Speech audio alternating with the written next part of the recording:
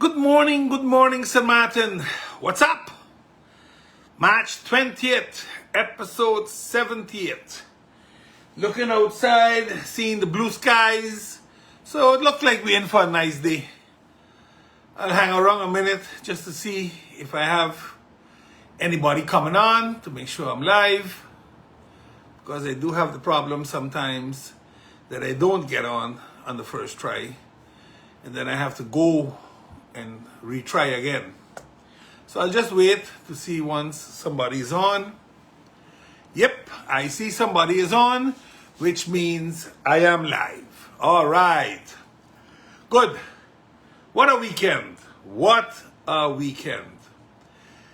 We had Causeway jump up, and that was massive. Let me just put it in one word, massive. Kudos to the police for keeping order, even though we had a lot of young children still fighting on and off. But in general, it went very well. And I think seeing that crowd, for GEBE is going to be much, much bigger. But I think we starting off good. I think it's going nice, and I like it. And naturally, yesterday the Indians celebrated their Color Fest 2023, and that was another spectacle. I mean, I really had a full weekend. Besides, also doing a nice island tour with our fellow visitors from the Vosh Institute that is doing the glasses on the island. So while trying to spend some time with my grands, I still got caught up doing a lot of other work that wasn't really planned. But let's dive into our notices for today. GEBE is starting their disconnection of clients that had an agreement with them, and a payment agreement, and most probably didn't live up to it fully. But what I'm getting word of is there's also a lot of people that are still not receiving bills, and they're being called into GEBE, and when they reach to GEBE, they're realizing that they owe a lot of money. And I'm going to address that a little lower down in the Did You Know little review I have on GEBE's meters. But maybe just a public plight to GEBE. Talk to your fellow utility company, Telem, and check their billing system. Their billing system that has that CRM in it, that customer package, and see maybe if you all can put that in to service at GEBE. The one from Telem, I really got to give them credit. I mean, you get your bill, a few hours later you get your payment notice. If you pay online, it shows you what your past 5 payments or 6 payments are. It shows you if you still have outstandings. It's really a great system. The one from GEBE, far from there. So not to knock GEBE, but maybe this is something that you all can start looking at. Maybe you can piggyback a little bit on Telem on this one and see if you can work with them. And most of you all have the same clientele. So let's see what you can do there and mean for each other. But it is something we have to look at. I'm also very happy that Fort Amsterdam, which is a nesting spot for our national bird, the brown pelican. I was very happy that in the Doot project, the cleanup was done there. It's amazing, though, to see how much stuff was still there from Hurricane Irma from 2017. And I'm talking about all those beach chairs that was caught in between the rocks and the cliffs and so. But I'm very happy that the Doot made that part of their parcel of packages, and they went out there and cleaned it up. So to all of those that were there, DV team, the EPIC, and all the volunteers, thank you all very much. I think that was a very nice project that was very touching for the environment, 1. 2, the nesting place of those animals is being restored slowly but surely. And 3, the aesthetics of the overall peninsula, Fort Amsterdam. I want to also give a very special congratulations to the entrepreneurs that made Farm for You a reality on their own.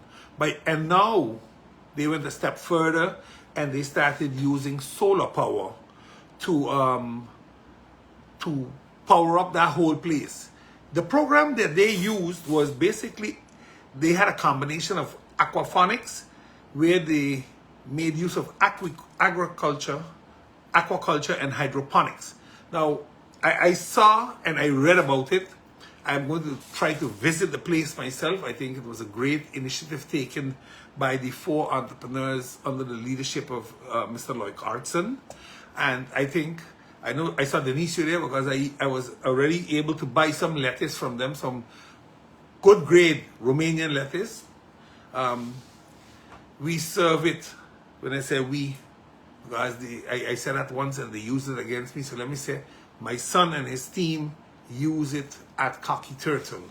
They run the place down there and they are using the lettuce and it is of good quality. So I ask the public of St. Maarten, support your local team.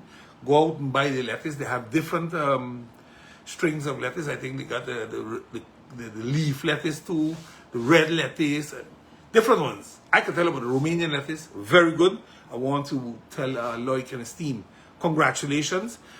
What was unfortunate is that the tilapia fish they're using, we are not buying it.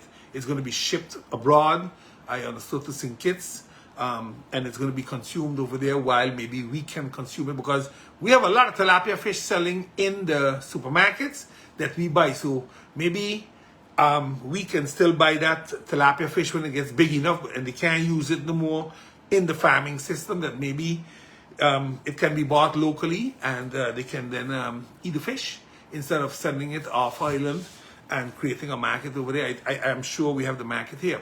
What I also found very interesting was how the government on the French side of the collectivity stepped in and is assisting them to expand.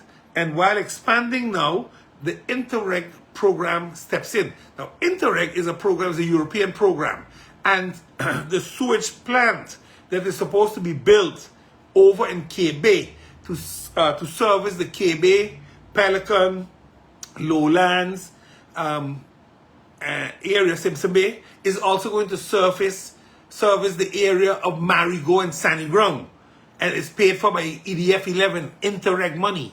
So maybe that might open a door for the farmers on the Dutch side to check with the collectivity if our government would be so kind to see what is possible, that funding can be made available that way, since we don't have anything on budget 2023 again for agriculture, animal husbandry and fisheries, that maybe through an Interreg program, people like Denisio Wyatt or Ras Bushman or Farmer Shola or anybody else, Jocelyn up in the hill with eco-lodging and farming up there, can get assistance or work together, get a piece of land down by Emilio Wilson that the minister promised so long ago he was going to take back some of that land and turn it over to farming, and so that maybe, just maybe, our farmers can also get a little break and do a little something. You know, I mean, it ain't that difficult, people. It really, really ain't that difficult.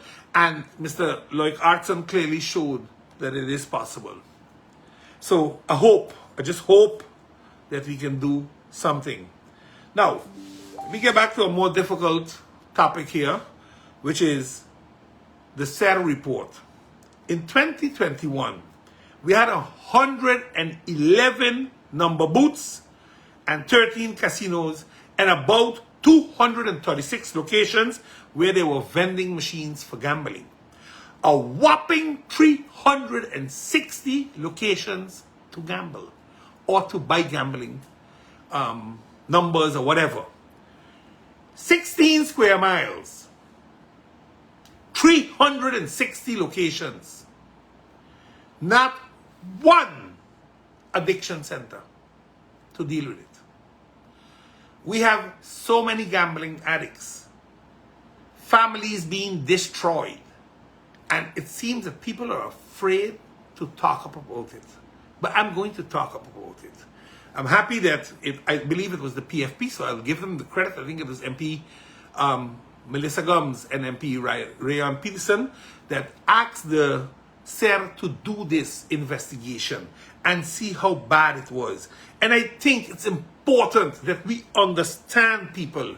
We have 54% of our working population earning minimum wage. Who do you think is going to these casinos? Only the rich people? Go by the standalone casinos and you will see that there are no tourists in there, only locals. And my plight is going to be to shut down every standalone casino. We don't need them. They're not helping this population. They're destroying this population. And people say, yeah, but the amount of people working there, well, we're going to have to find another job for them. I know it's difficult what I'm saying, but we're going to have to deal with it the right way. Casinos and hotels, I can understand. It supports the industry. But these standalone casinos are not supporting our industry. They're not catering to the tourists.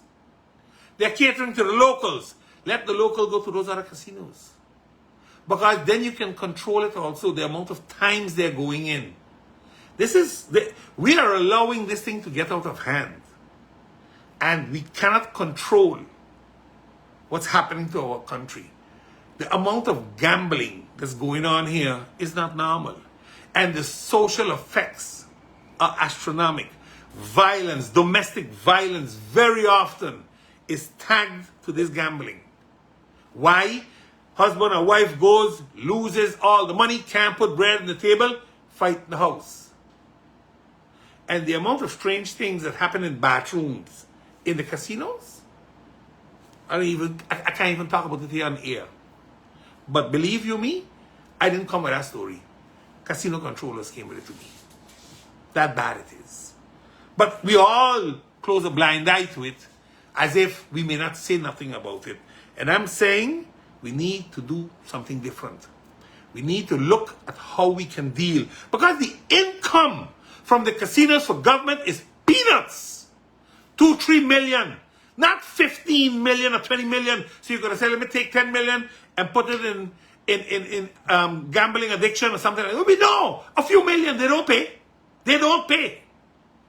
They normally have to pay 50,000 guilders a month as a license fee for a casino and 15,000 for a lottery license. We got 6 or 7 lottery licenses. 105,000 guilders a month, 1.23 million guilders a year. They are raking what? 50 million? 100 million in lotteries? Please, man, let's get real. You all got to get real. People in Maarten have to start thinking with their mind. This is what's happening in our country.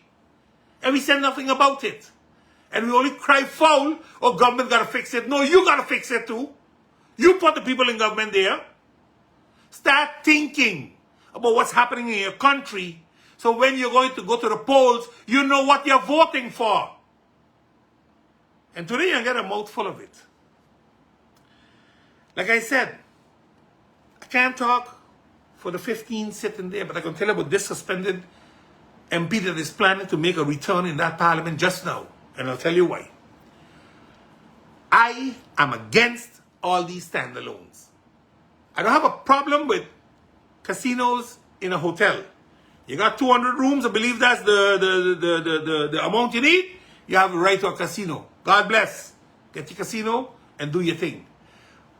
A cap on 13 standalone casinos. Or 10. I think there are 2 or 3 in a hotel. You can count the casinos in a hotel. I think Pelican has one. Port Brison has one. And Maho has one. I don't think there are other casinos and hotels. I might be wrong. I might be wrong. I might miss one. I know Western used to have one, but I don't think that's open right now. So again, it's to show you that those 3 casinos, I can understand, cater to tourists. But the others don't. They cater to the local population. And something is wrong there. Something is dead wrong there. And that has to be reviewed and fixed. And if those that are sitting there are afraid to fix it, then when we get in, we will fix it. The environment and our conscience. Do we truly understand it? I don't think we do. But again, when you look at what's happening on St. Maarten when it comes to the environment, when it comes to the aspect of, how do you call it now, heritage. We had the damage of the bastion down on Union Road. Nobody knew about it. You haven't heard a word about it anymore. It's just lying there. Just now, you're going to get cleaned up. They're going to clear off the property. They're going to sell the property, and we're going to move on. Because, yeah, we're going to investigate. Investigate what? You tell me it's taking you 3 months to find out who was driving the excavator? Really? It takes this long to find out who gave the instruction? Really? Please, man, come on. Mary Fancy's plantation burns down. It was set from inside, says the fire department. Or the fire started from inside, not from outside. Now, we all know that there were people using substance, sleeping there, staying there. This property was bought in 2014 by APS. They did all the rock walls outside. I was in public works, I can give you the story. They even fixed the trenching for water runoff inside.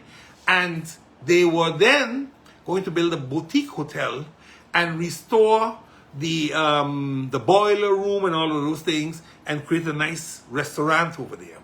They even bought the property in the back because of that. We are now 9 years further. And nothing has happened in the back with the property. And this is something where the government needs to sit very seriously with APS and ask them, what exactly is your philosophy on investment? Because you bought that as an investment to support the investment that you made in rainforest for $15 million. That's why it was bought. Let's be frank. So, what are you doing? You have a parking lot. You still haven't developed it. Now, if another person, another entity does this, I don't have much to say. But the pension fund makes money by investing the money it has, not sitting on it in a bank or buying a piece of property and letting it lie there because there's no return on investment. So you're not doing your job accordingly. And I'm not going to blame the pension fund director sitting there right now because she didn't buy it. But there must be a transition. There must be something better than what's happening right now. And we have to be big enough to talk about it and explain to the public what's really happening.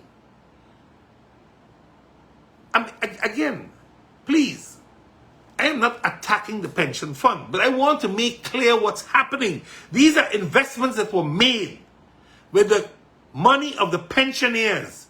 That money must be invested to make more money to be able to pay the pensions because people are living longer too. So that on its own is a problem already for the pension funds. And while they're doing great now because they're over their margin that they should be, you don't know how long they're going to last.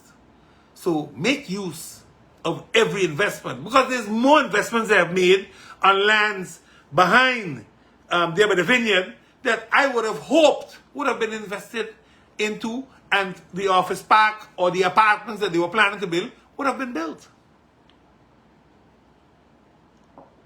But bare land will not yield any money. You're not paid anything if you own bare land. So I hope that we realize this and we start doing something about this. Now, on Friday, I went to Nipa restaurant. And I've been very vocal about Nipa with the board and all those things.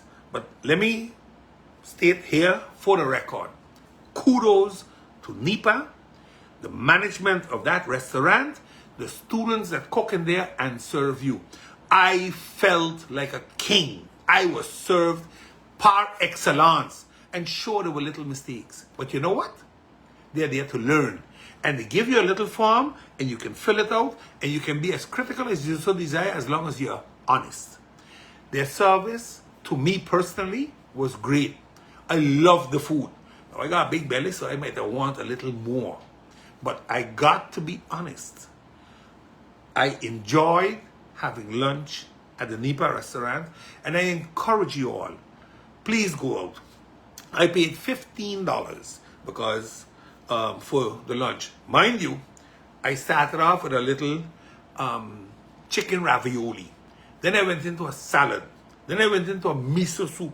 Then I went into a main course, an entree, and then a dessert. So I had 5 courses for $15. Plus, I had a little a fizz. They call it a fizz. One of those tonic water things with flavors and so. Delicious. $15, that's a giveaway. But again, it's a training institution, so I understand what they're doing. But I must honestly say, kudos, kudos, kudos. I truly enjoyed it. And I'll be back for sure. Now, let me go over to one of the people that has always put this island's name on the map abroad.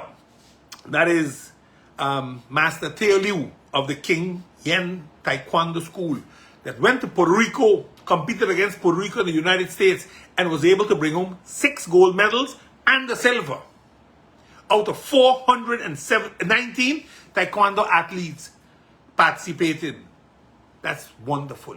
Little 16 square miles goes down into Puerto Rico and fights against Puerto Rico and the U.S. Now, I ain't gonna say the whole U.S. I'm sure there's a few U.S. teams came down, but walks away with 6 golden medals and 1 silver. That shows you that the caliber of our athletes is par excellence. We do good. We gotta start building on it now. We gotta really do what we had to do long time for these youngsters. Create a good base. A base that they can advance on. A base where all these institutions can fall back on. And NSI is doing a great job. Mr. Cornett and Siegfried and all them are doing a great job. But y'all got to give them money as government. You can't have them as a lame duck there. A million here, a million there. No, the institution needs 10, 15 million. If you want to do something for sports in this country. We talk that talk, but we refuse to walk that walk. And that's unfortunate. That's because we can build all the nice buildings. But if we don't have money for coaches and for programs, then we ain't going no place. Honest to God, we ain't going no place. Because when these kids travel, a lot of time parents them give a little donation, organizations give a donation, they do some fundraising to travel. And that's great because traveling always exposes you to the outer world.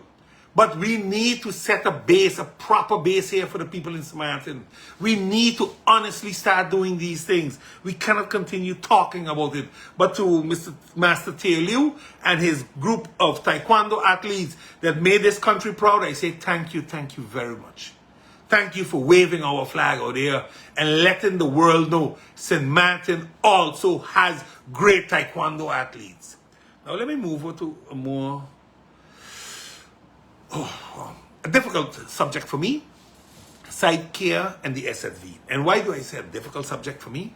I've been busy for the past week with a different cap on as a member of the St. Maarten Lions Club, and I don't mix politics with the Lions too easy, but I just want to talk about it today in this podcast to make this country aware of an extremely, extremely big problem we have. A lot of people don't understand when you hear that we expecting 4,500, we are way over 2,000 people already last week that we tested. We tested all primary and secondary going school children. We send letters home, we send letters to the school, they send letters home to the parents. They ask the parents them to sign the consent form, and as the parents do that, they would come to the center in the mornings. They are bused there with schedules. They are checked. If the kids need glasses after all the tests are done, they will get the glasses. If they are specialized glasses, we will see if we can order them. If surgeries are needed or whatever, they will be recommended such, and they will get those letters to see a doctor. If the Lions Club can assist, the Lions Club will assist as much as we can. But I myself was there all week, and I was saddened by the results. We have school-going children that cannot see and have no glasses. And the reason they have no glasses is because their parents can't afford the glasses. You see these glasses? I get, because I was a civil servant and now a parliamentarian, I get assistance through the OZCAR fund managed by SFV. But SFV employees do not get assistance with preventive care. They don't get assistance to screen their eyes. They don't get assistance to get glasses. They don't. Our law is not like that. And when you have 22,000 people registered at SFV, do you understand how many people don't get glasses? We had seniors came in there and cried when they left because they could see. We have stories we can tell you all of little children hugging up the doctors and say, "Doctor, I can see." I get chicken skin telling it to you all now. But this is a problem. The Lions Club, we're known as the Knights of the Blind, and we will do what we can. But we cannot fix everything. We cannot do everything. We did this project in 2018. We went through 2,500 people. 600 plus, 25% of the people we saw, we put glasses on their faces. This time, we doubled the project. We're going to 4,500 people to help. And one of the reasons is because of the COVID. A lot of people don't understand that. But when I speak to the ophthalmologist and I ask them, well, why are we having so many school children with these problems? They are anticipating that the school period that they were doing homeschooling, a lot of kids did not have a big screen at home. So they were most probably using very small tablets or the little phones they have. And that they were straining their eyes with significantly, and they call it a burnout. They were burning out their eyes. That's what was happening. And this is something we have to be extremely cautious with. So what I did is I'm not going to wait for government to do it. So I called on Mr. Glenn Carty, and I said, we would love to invite you as Lions Club to come and see the program we are doing. And I understood tomorrow the government is also going to come and see the program, and I'm very happy to hear that. And I think it's very important that, and I spoke of this once before, and I'll tie it in here. I believe that we need to do tax reform. And the way government is doing tax reform is one thing. The way the now government will do it eventually is going to be a different way. Because we need to tax alcohol, cigarettes, and sugar products. These are products that do the health harm. And that tax money should be put into a wellness fund at SZV, not in the big black hole by government.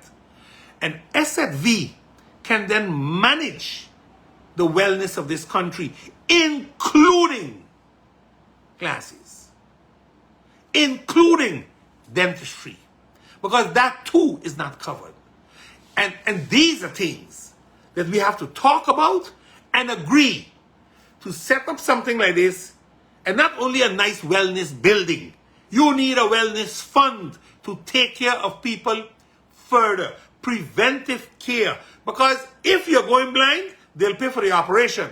If you need to do a big mouth operation because you have gingivitis, they'll pay for that. But guess what? We are not paying to prevent it. And that's unfortunate.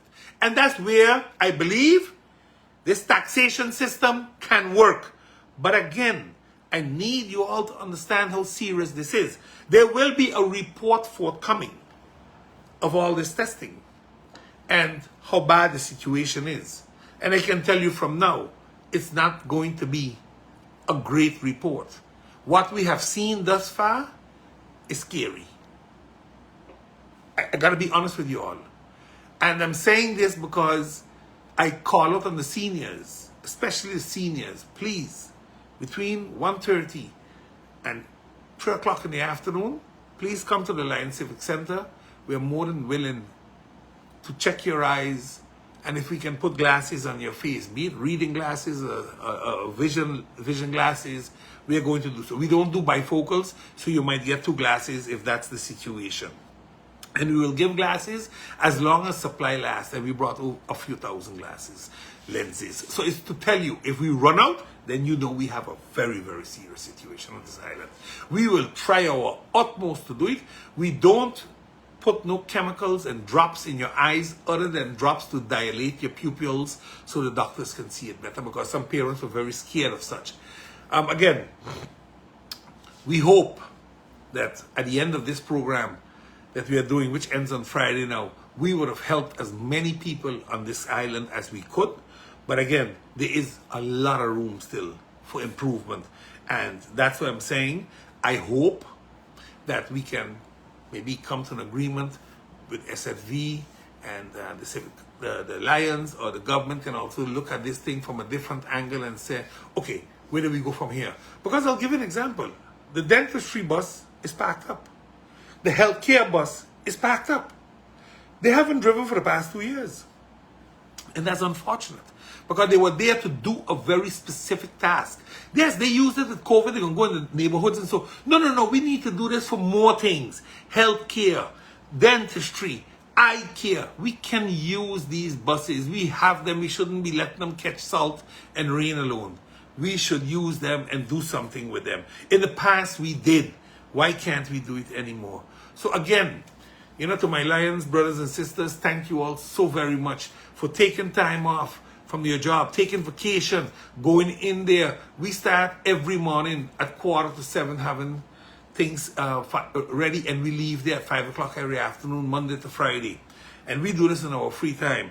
So again, I hope that people make use of it. School children, if for whatever reason you were not tested, please check with your school principal. Otherwise, come down to the Lions Civic Center and let's see what we can mean for you yet. I know we have had some parents come down. The kids were sick when their class at their school came. They came afterwards and we helped them. Again, we have schedules, but if we can help you, we will help you. We don't pick and choose when it comes to serving mankind that way. All right, let's move on here, people, and let's talk about Ennia and Ansari. Ansari and Ennia, the judge last week told them, okay, listen, I'll give you all a last chance to go and settle. Within minutes, that discussion was over. And Ansari went his way with his daughter, and Ennia and the CBS, the central bank, went their way. And now we are going to await judgment in June. You know what's unfortunate?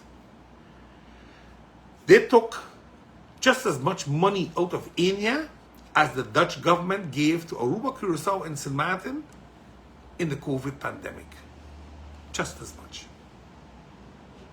And then they do as if they did nothing.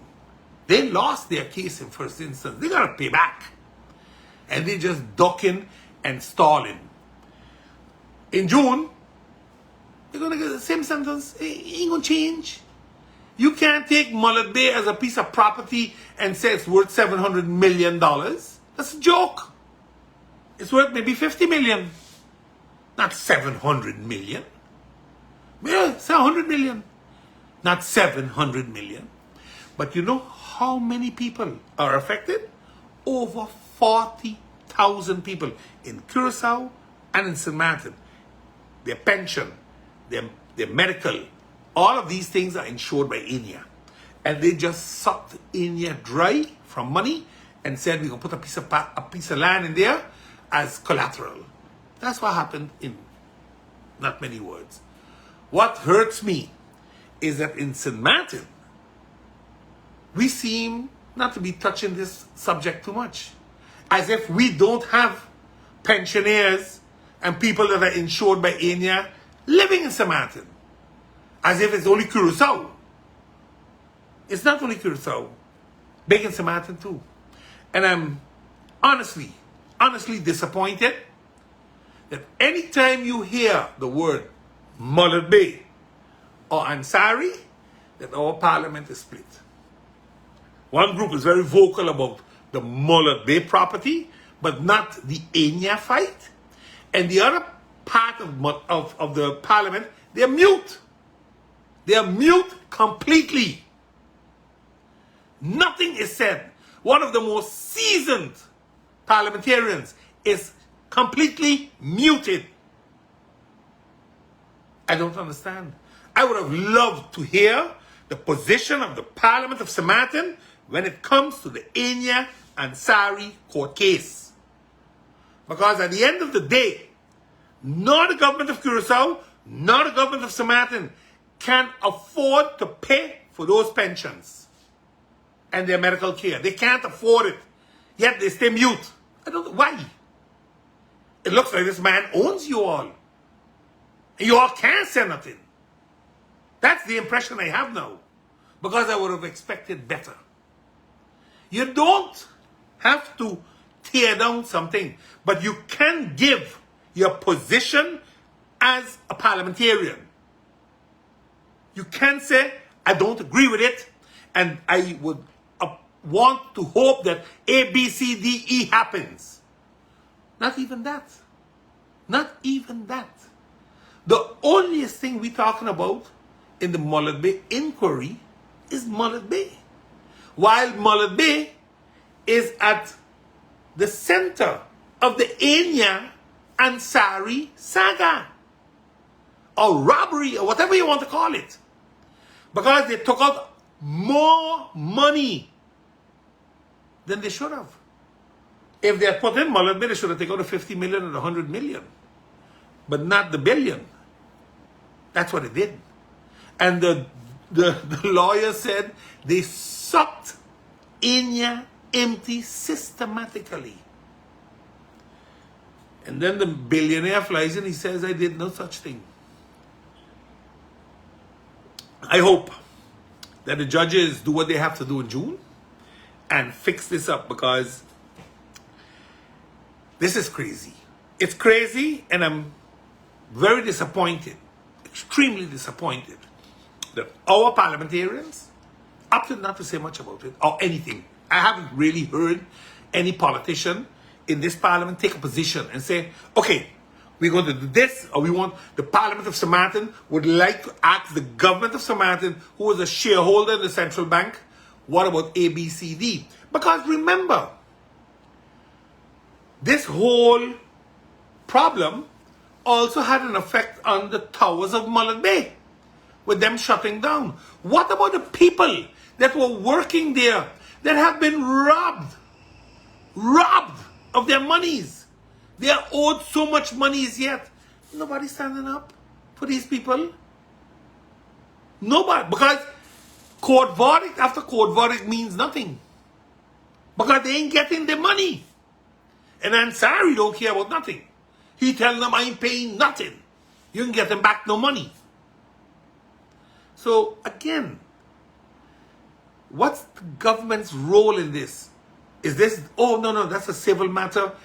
No, it's not a civil matter. The Central Bank of Curacao and St. Maarten is involved.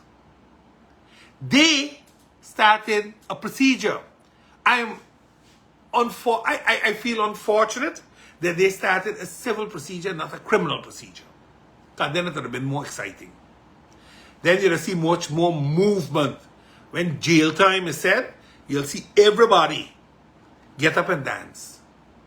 This is the difference. And that's unfortunate for us, because we are waiting for this thing to go wrong. And then we will continue to forsake our people. But remember, our time to be forsaken might be right around the corner too. Remember that good. Telem, the SOAB report says a lot. What's happening there, and where's the forensic audit? Now, that report is an extremely elaborate report. So I decided, let me take a few pieces and go through that first. I also spoke to some people in Telem to get an idea of what I'm reading and how I can put it in perspective. And when you read the report itself, you can come to the following conclusions directly. You don't have to be a rocket scientist to understand that.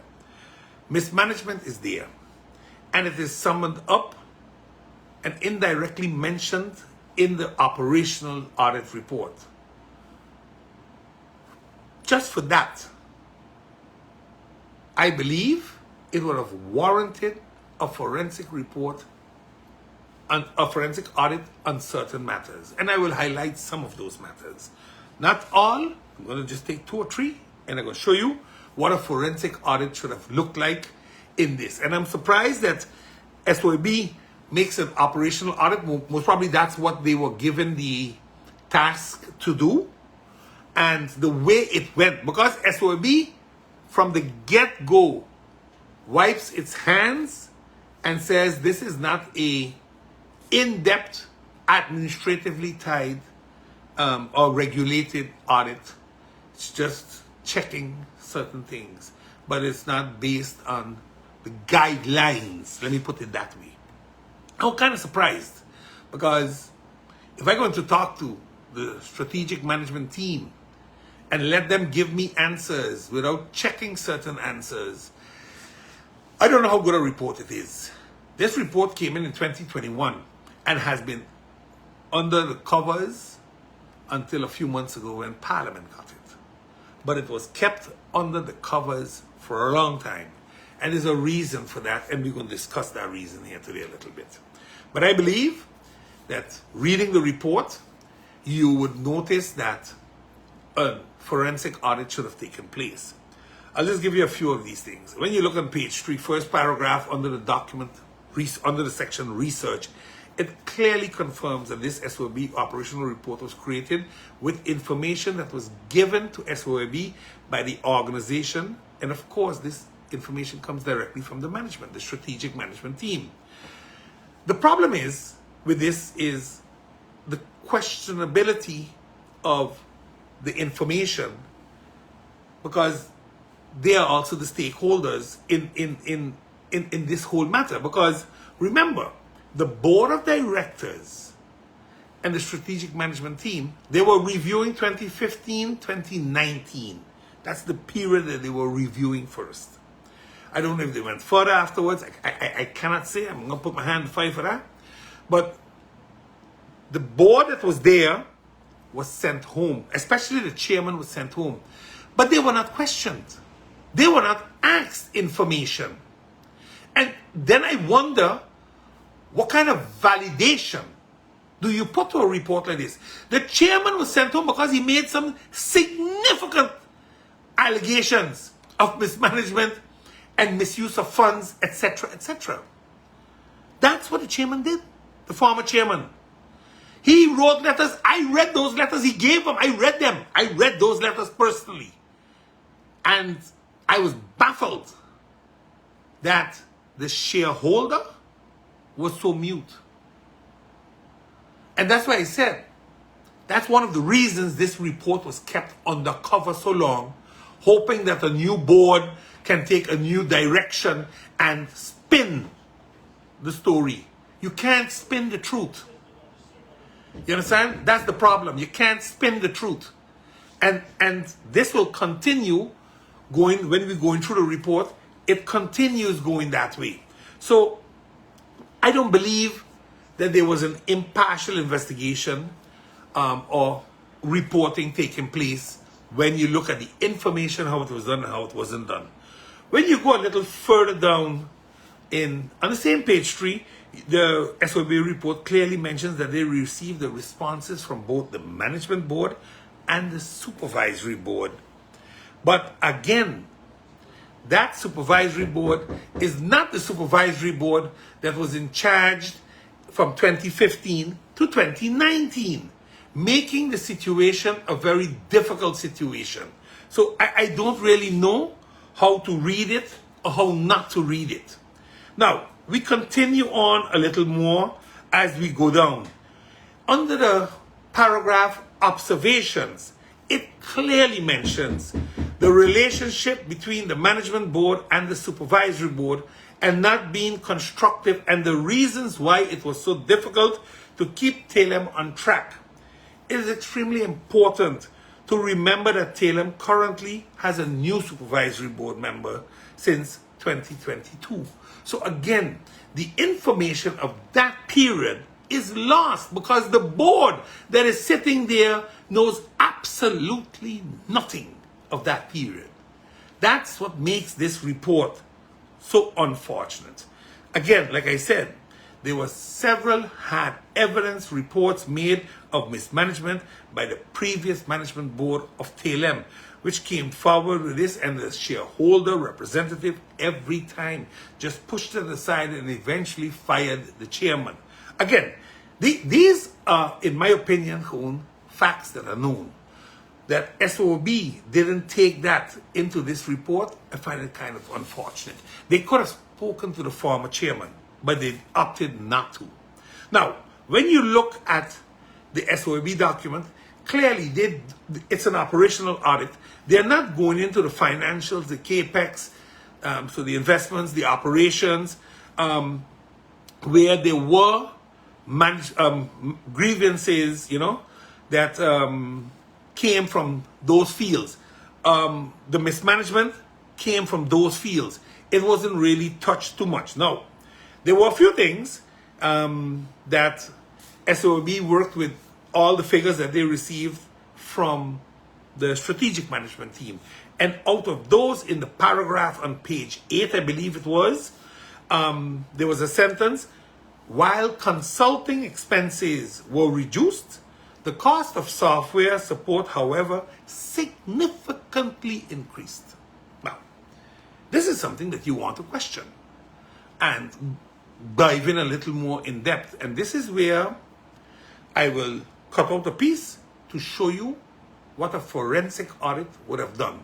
Because what I realized that happened here is that some light was given by the management team, the strategic management team. They gave their position on it, but there seems to be another position that might have led to it differently. Now, I don't want to use the name of the company that is involved in this whole software support, so bear with me. I do have the name, but I will leave the name out. I don't think that's relevant right now. But other than what precise role did this company play in Telem? Seeing that this might be a quite complex answer to simply answer, I have decided to go more in depth with my questions.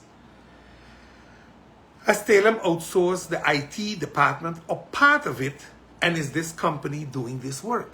Let's call it Company A. All right? Is Company A doing this work?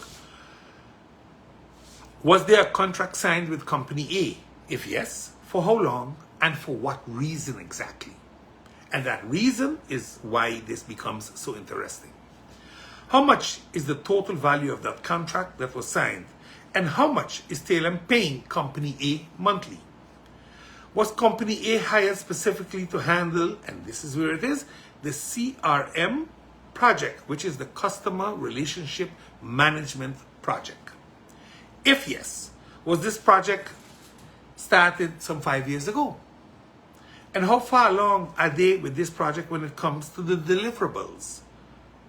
The reason I ask this is 5 years ago, when this company received this contract, is when the new CEO stepped into Telem. Am I trying to make a link? Yes, I am. That's what has to be looked at. Am I saying there's something wrong? Absolutely not. But when you see something that doesn't look clear because you say there's a significant increase in support, then you have to ask the question. A new CEO came in and the new CEO said, I want to go this direction and I'm going to invest this money by giving a contract to this company. I'm not even getting in at this point in time yet how this was tendered or not. I'm just getting into this is how it was. So you have to start asking that question and move on from there. So if there is a connection there, then that connection should be made. Because one of the deliverables was the CRM. And until this day, what are the deliverables that were given there? Did Company A deliver to help improve and automate Telem with a CRM system, a data center, and other necessary tools and instruments meant to increase company productivity and efficiency? What's the role of Company B? Because they brought in a second company exactly in Telem, besides the role of Company A? Are they assisting or monitoring Company A now? So they brought in a second company to either assist Company A or monitor Company A, because after 5 years, they were not getting it. So is Telem paying double for the same service? This is what I would have expected from the operational report from SOAB to say, hey, I think something might be wrong here. We are advising strongly to go in depth here and see what it is. If you want to ensure that we are playing on a fair playing field. I'm not saying something is wrong, but the indication is that it is not correct. And that should have been looked at in the report by SOAB.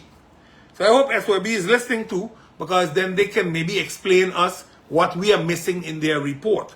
Does the new billing system Symphony from the Intergrutosh have a CRM embedded? And if the answer is yes, then the logical question is, what's the role of Company A regarding the CRM here? Because that's what they were given a contract for. But if it's embedded in the program you have, then why does Company A have to develop this CRM? It's there already. Now, these are questions that will tickle anybody's mind. And I really hope that a proper explanation can be given. Did Telem already pay for this embedded CRM in the billing? And if the answer is yes, are we now not paying double? Having it done once again. What's the position of Company B on that matter? And was it reported to the strategic management team? Did Company B said, hey, people, you gave a contract to Company A to do something, but that CRM is already in the program, so it doesn't need to be done by Company A. Was that report made? Yes or no? And if it was made, why isn't that taken up in the operational audit? Because that's something that the operational audit should show. That, hey, a report came in, we have a contract that might be superficial now because the product that we wanted to have made is already in the program. Again, if it is not so, no harm, no foul. But if it is so, then we have a different story. Because then the report is not really up to par. Now, what I also missed in the operational audit was the review of this very expensive software cost increase. One such review would have been actually, can I see the bidding process? How was this done? Because it costed more than he could sign, than the CEO can sign for. That seems to be the critical question. There's a tender procedure, and then there's a procedure. What happened there exactly? That is not clear whatsoever in the report. Maybe if it is in there, I clearly missed it. So again, I just need to know how that was done, because I can recall reading in the documents of the former chairman of the board that he was vehemently against the way that went. That's why I am amazed that this is lost in the program. I'm amazed. But nevertheless, let's move on. Another action that caught my attention was the duration of the contract. So, again, you're not delivering because the contract is more than 5 years. A second company has been brought in to either monitor you or assist you, and the contract continues. I don't understand that. I'm not going to say something is wrong unless I can go through the documents, because then it's easy to find. Sorry, but I am confused that SOAB didn't delve into this deeper. Because operationally, this would have been something to look at a little more carefully. But it wasn't really addressed other than having some serious question marks. Now, beside the CRM project, Company A is also involved in the data center or the data warehouse. And the question is, how much was paid for that project? Because it seems that we have different projects being done by the same company, Company A. And the question is, were these separated in the tender, or was it one tender, and what's the value of this tender? Because I think up to 50,000 normally would be the signing authority of any statutory director. Above that, it becomes the supervisory board, etc., etc. The previous supervisory board seemed to have had some serious problems with this contract. And they were removed, new board come in. So it would be interesting to know how that went. Because, again, you're missing it in the SOAB report. And am I knocking SOAB a little bit? Yes, I am. Because I'm a little disappointed in such a report. But most probably the answer that I will get is, remember, that's what we were contracted for. And we can't do more than we are contracted for.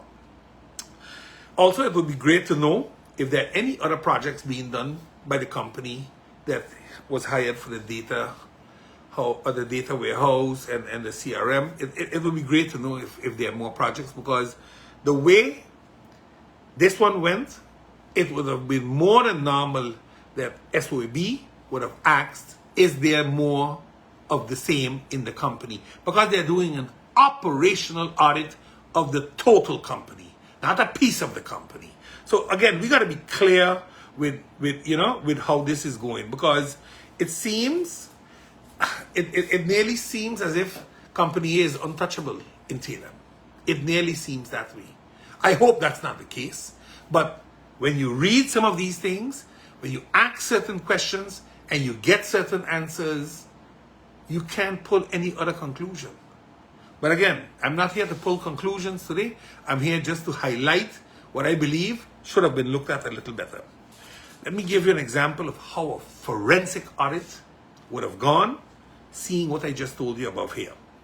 Because in a forensic audit, you can't exclude no details. They would go into the details, and then they would really, so what I told you on top here is what they would have done. Gone down and dived down here and pull up here, and then see, can they stick it together, or is it coincidence, or is it just, things unfortunately fell wrong or were done wrong, but no harm, no foul. That's what a forensic audit would have shown. The operational audit has left a lot of questions, a lot of question marks, and room for people to make insinuations that might not be a reality. And that's why I said I don't want to judge, but I gotta highlight what I'm reading. Now, when you read, for example, the management's response to SOAB on page 10 on the management response, they should be questioned as to which companies and vendors have caused this increase and what they are being used for, as management is indicating that because more products and network elements were added to the companies, that this is the reason why there's an increase in the software support and vendors maintenance contract. A forensic audit would have cleared this in 2 tools. Not even an in-depth forensic audit. A simple forensic audit would have done that. When I asked, because when I read this, I said, let me ask this question to 1 or 2 people to verify if this doesn't make sense to me. When I read this, it didn't make sense to me with what else I read. So I said, let me go and ask the questions. And clearly, a forensic audit would have shown that the information given might not have necessarily been the whole information given, and as such create a serious problem. The reason for such is that in the forensic audit, the timeline of all these things would have been exposed, and the timeline would have shown that what was being said is not really the whole truth and the complete truth. And that's a different story altogether, people. So again, these are things that we have to look at and be more careful with, especially in an audit by an entity like them. Now, there were a few more other things, for example, on the observations that they found a few decisions where clearly SOAB detected outpayments above their authorizations and without checking with the supervisory board. And this brings us right back to what I was saying before with the former supervisory board making serious allegations of mismanagement and abuse of powers. This is what exactly SOAB says on page 11 on the observations. So I need you all to understand that the report was not tying in to an overall clear report to me personally. Again, this is my personal opinion. Nobody needs to share my opinion, but this is what I read. And I hope that government makes the report available. Put it on your website. Let people read it and judge for themselves. Because I was privy to read it now. And this is my findings. And I'm sure other people will have these findings also when they read the report. So I hope, we can, go over this thing here and make sure it's done a little better. Now, one of the last things I will do in this report was I also called and looked at some other things, because I realized that none of the employee grievances were addressed or concluded in this SOAB report. I know there are various issues between the union and management. I know they had this whole thing about the CLA. There are court cases ongoing and nothing. Now, most probably they're going to say, listen, between 2015 and 2019, some of these things didn't play off, but some did play off.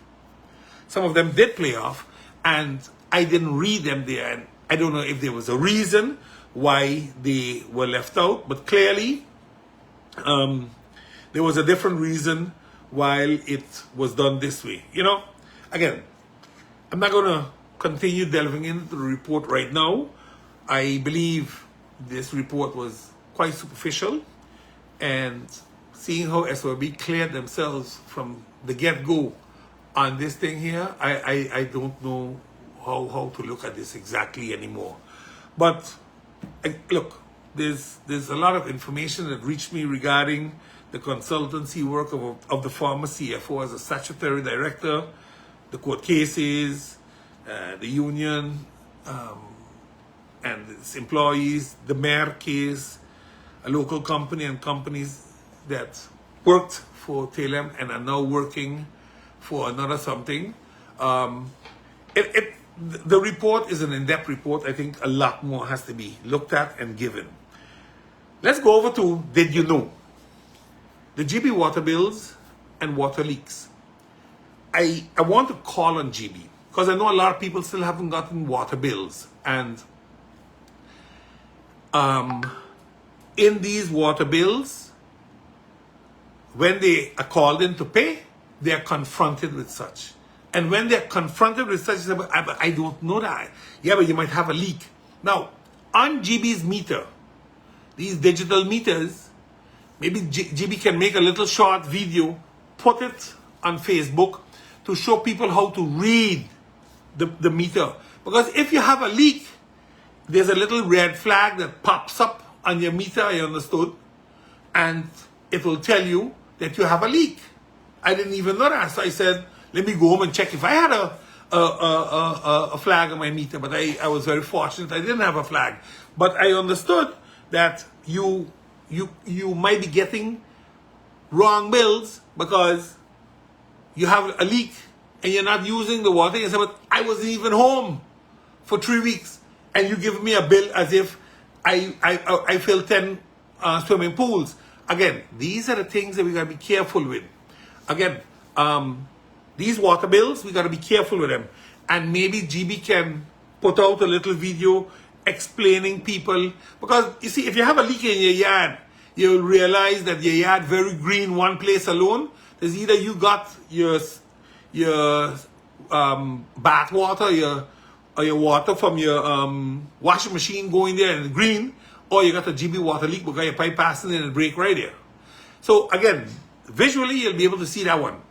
But if you have a leak, if it is in your wall, you might see the paint rise a little bit. But someplace else you mightn't see it, and you're not using water, your meter's still spinning, you have a leak.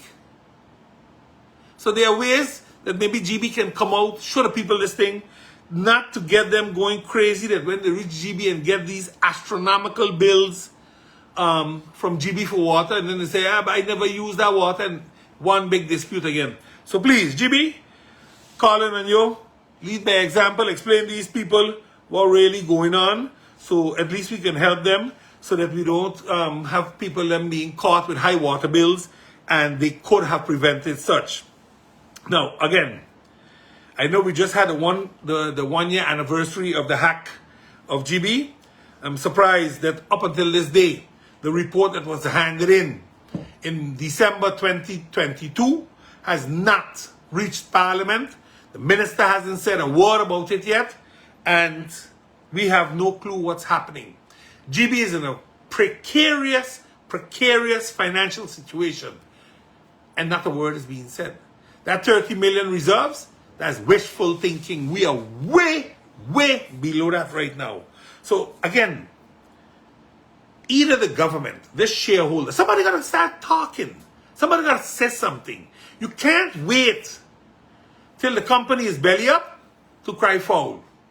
Because I know we like to cry foul for other things. But when it comes to the people, we don't cry foul. We just let it happen. Now, again, we having a lot of other problems here, and one of them was, for example, the same-sex marriage. Some time back I spoke about it in a court verdict from Curaçao and Aruba, where the judges of the appellate court of the Dutch Caribbean on December 22nd, 2022 decided to use their judicial freedom to ensure that groups of people wouldn't be abused or punished for basic rights by allowing same-sex marriages to be registered in our countries, as is the case in the Netherlands. They wanted to use the concordance of law and say that if it can happen in Holland, it should happen in the Dutch Caribbean, because the laws of the kingdom should be equal all over the place. Now I agree that if that is the case, then let all laws be equal all over the place. Then make sure that the law that suspends parliamentarians in St. Maarten is also removed, because it doesn't happen any other place in the kingdom. You see, what's good for the goose is good for the gander. Make sure that the law that regulates pension and health is all over the country equal, and not only on convenience. Nevertheless, the law has not been implemented, or the decision, the decision was not implemented because the countries, Curaçao and Aruba, have appealed the case at the Supreme Court in the Netherlands. So it will take a little while, maybe a year or two at least, before that is given a decision on. In the meantime, in Holland, some MPs started to make the suggestion that the autonomous countries have a right to determine for themselves what happens in their country, especially when it has cultural and social implications. A lot of churches don't agree with same-sex marriages.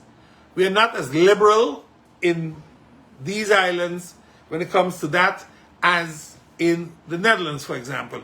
And again, I am not against same-sex marriages. My brother married a partner of his choice, and I will never not love him or disrespect him for any matter. He is my brother, he's my blood, I'm going to love him no matter how he comes. But I understand public perception. Public perception is sometimes unfair and unreasonable. But you cannot, in my opinion, as a judge, decide with 3 people on a bench, oh, let's change the way it is done in a country. Because in Europe, in the human rights law and all of those other laws, that is not the case. Again, all the basis that it was tested on when it comes to the human rights and the violations was shot down. What was done is they said the Constitution of Curacao does not allow discrimination. And because the Constitution of Curacao did not recognize same-sex marriages, it is discriminating. And as such, they're going to use their powers to prevent it. Bravo, bravo. Well done. You found the loophole, so you use the powers given to you to fix it. Now, whatever everybody thinks, it was done the right way because, again, like I said, if you follow the European Courts of Human Rights, you will realize that denying same-sex marriage does not constitute a breach of the European Covenant of Human Rights. The courts said that because that was one of the arguments and it was thrown out. It goes further. The problem is that they even made, so in Europe, some countries allow it and others don't allow it. So in the Human Rights Covenant, they made that option possible. Curacao, the Constitution, has no option like they did in the marriages, like how it's allowed in the European Covenant for Human Rights. They created an enshrining tradition that says the marriages of different sexes. The Constitution of Curacao didn't have that, so the judges said that's discriminatory. That was the ground to open the door to do this. But they didn't say in the decision it can be implemented effective immediately. No, they didn't do that because they knew they were on a very slippery slope. So they allowed it.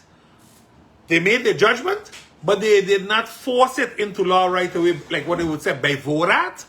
They left it open and they said if they want to appeal, they can appeal, which they did. And we're going to wait another year or two before we get an answer on where we go from there.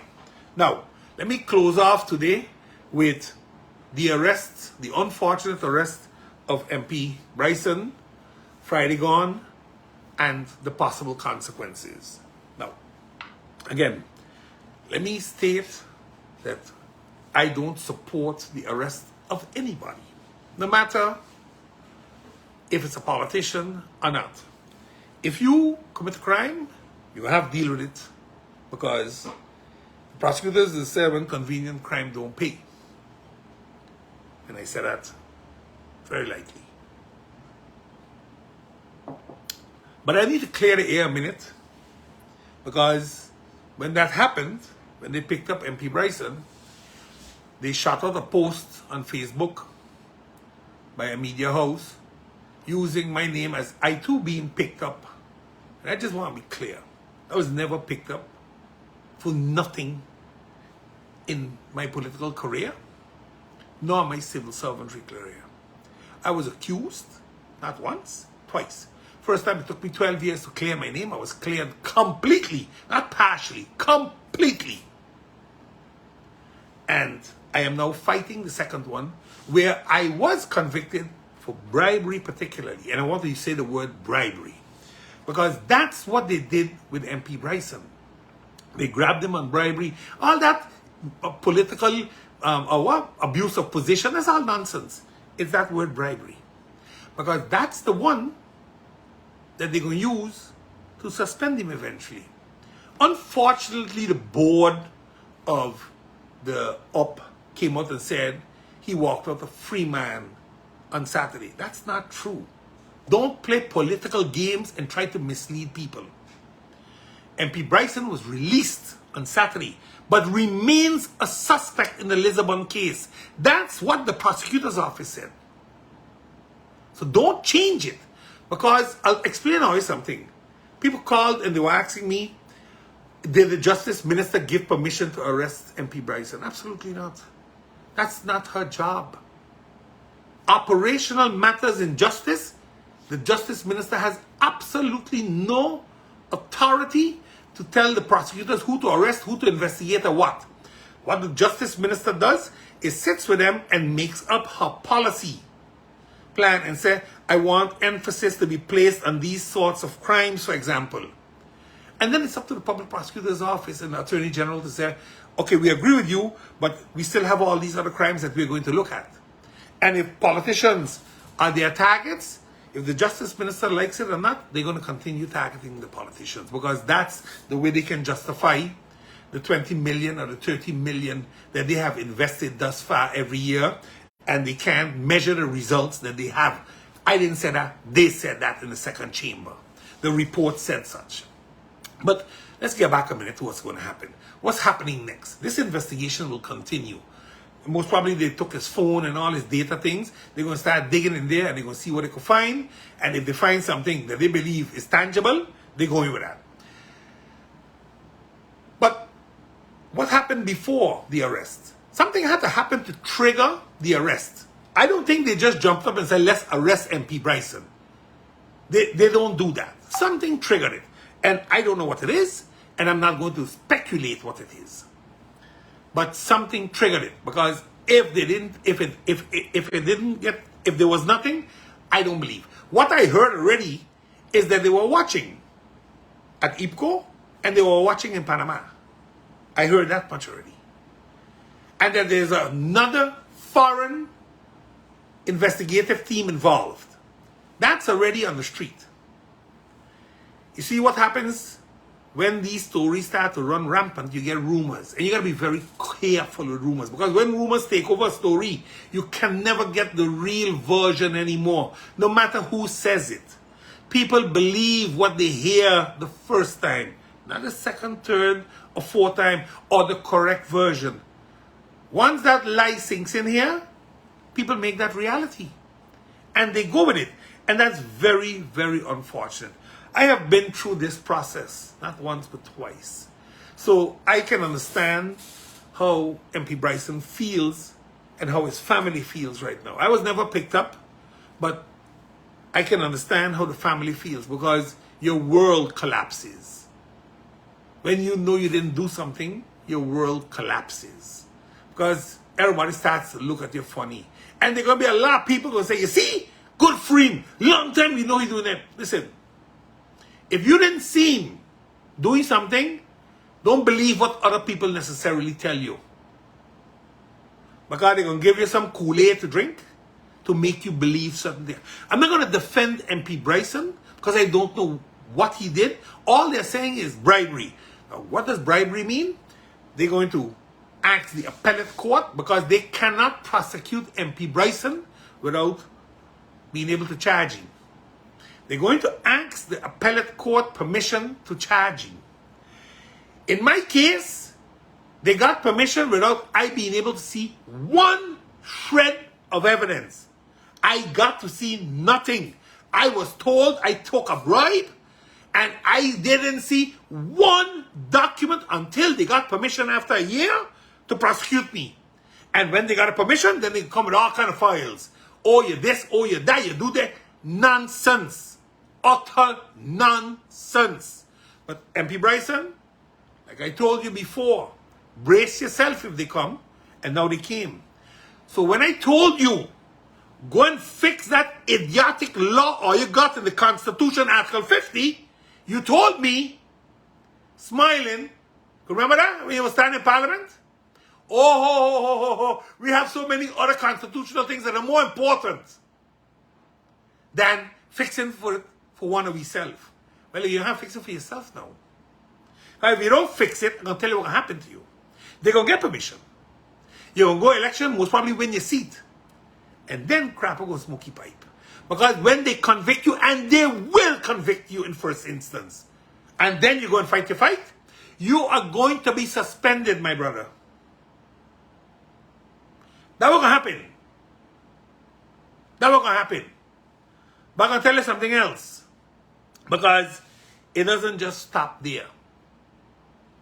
This thing goes much further. The country is being blindsided and they don't realize it. The minute the MP was picked up, it was propaganda news in Holland right away. Kate, what happened to where ain't you? And in Curacao and any place, your reputation is immediately tarnished. Now again, I am not going to get into the fact if you're guilty or not, because that I don't know. And for me, you're innocent until proven guilty. That's how our law should function, but that's not how our population functions. They will accuse you. Now, again, what caught me and hurt me a little bit was what I read this morning. The minister, the Prime Minister, in the article this morning of the Daily Herald regarding the arrest of MP Brison, the remarks were ludicrous. I haven't seen or heard any other comment from the Prime Minister when other people were arrested. What were her comments when Mikey was arrested? I have to be excused. I have to recuse. That is what she did. But now, because her shaky coalition became shakier, the good Prime Minister jumps up and starts to accuse the Dutch for basically trying to throw down the government. Because a media house said that it was kind of strange that every time there's a budget meeting, they're picking up somebody to make sure the budget can't pass. Now, dear Prime Minister, your government has been shaky for a long time. This arrest is not the problem. Implying that the timing with respect to the budget is suspicious or intentional by the Dutch is hilarious. Madam Prime Minister, your budget is 6 months late. 6 months. But Madam Prime Minister, I need you to really start thinking before you speak. Because you represent everybody, not just a few of your followers. Remember that. This country of ours, in closing, is in a very precarious situation, as we have no clue what's happening right now with the MP that was just picked up. We're going to have more that's going to roll out of this. But what's more concerning for me is this consensus mutual agreement that seems to have disappeared because budget talks are on. But the mutual agreement is going to decide what happens with our loans that affect this budget. So how does this work? How does it work that you're going to sign a mutual agreement down the road? If that mutual agreement is not signed, the loans are revoked, and the budget that was approved under the conspiracy theory that the Dutch want to block us by arresting somebody because they don't want the budget to pass. If the Dutch don't want the budget to pass, Prime Minister, they're going to tell you pay your loans. And the budget ain't passing. So please, please come out and tell the people what really going on. Come out and tell the people of St. Maarten what's the government's position on the Ennia and Ansari saga. How are we going to protect these people's pension if the court said tomorrow Ansari is right? You don't have to pay back that billion or the 2 billion or whatever it is by now. So again, there's a lot that needs to be said and a lot that needs to be done. Today was one of the programs that I didn't like much because there were so many hard realities that I had to put out once and for all. I'm closing now, with at least the nice thought in my mind that I can go back to the Lions Civic Center and continue testing the eyes of the children and this afternoon the eyes of the seniors and make a difference for where I can for my country while I'm not sitting in Parliament and still use my time constructively. Please share my podcast and also like and subscribe my YouTube page. Have a great week ahead. Have a blessed Monday. Stay safe. Bounces out.